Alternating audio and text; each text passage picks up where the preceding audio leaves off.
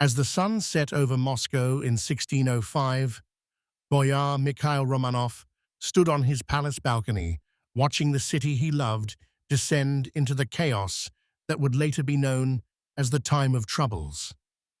The death of Tsar Boris Godunov had unleashed a storm of pretenders to the throne, and the streets once filled with commerce now echoed with rumors of approaching armies. In hushed council chambers, Mikhail and his fellow boyars debated their allegiances as false Dmitris arose one after another, each claiming to be the rightful heir to the Rurikid dynasty.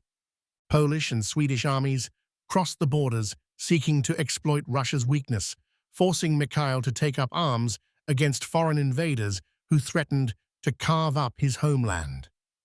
Famines stalked the land as crops failed for 3 consecutive years, and Mikhail watched helplessly as peasants fled to the forests, desperate to escape starvation and marauding bands.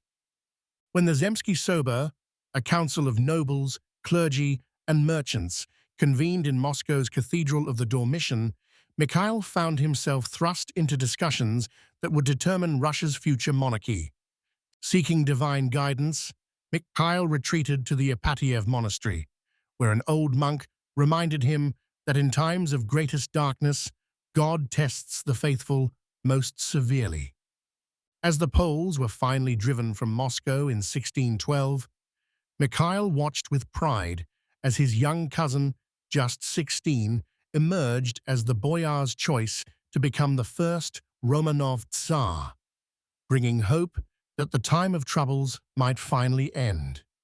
In 1613, as the crown was placed upon young Mikhail Romanov's head, his older cousin watched with tears in his eyes, knowing that Russia had survived its darkest hour and that a dynasty was born that would rule for 300 years.